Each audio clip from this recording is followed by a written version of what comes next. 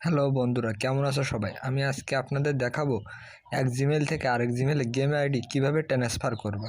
ঠিক আছে, ভিডিওটা শুরু করা যাক। প্রথমে গেমে ঢুকবো। বন্ধুরা, আমার আইডিটা লাইক ফলো দিয়ে সাবস্ক্রাইব করে রাখো। এখন আপনাদের সেটিংয়ে যাইতে হবে। আমি সেটিংয়ে গেলাম, তোমরাও সেটিংয়ে যাবে। ঠিক আছে, এখান থেকে আইডিটা লগ আউট করবা। ওপরে আমি গোল চিহ্ন দিয়ে দেখাচ্ছি, এখানে ক্লিক করবা, গো দিবা। এখানে আমার মতন করে করো। এইখানে বাইন্ড জিমেলটা দাও, সবাই বাইন্ড জিমেলটা এখানে দাও। এখানে একটা কোড আসবে বাইন্ড জিমেল, এই কোডটা এখানে দিবা, দিয়ে এটা এখানে চাপ দিবা। দিয়ে এইখানে দেখো জিমেল আছে, যে যেটা নিবা সেটা দিবা। আমি জিমেলে নেবো, আমি জিমেলে ক্রিয়েট করলাম। এখানে যে জিমেলটাই নিবা আইডিটা, সেই জিমেলটা সিলেক্ট করবা এখান থেকে। আমারটা আমি সিলেক্ট করলাম, তোমাদেরটা তোমরা সিলেক্ট করে নিও।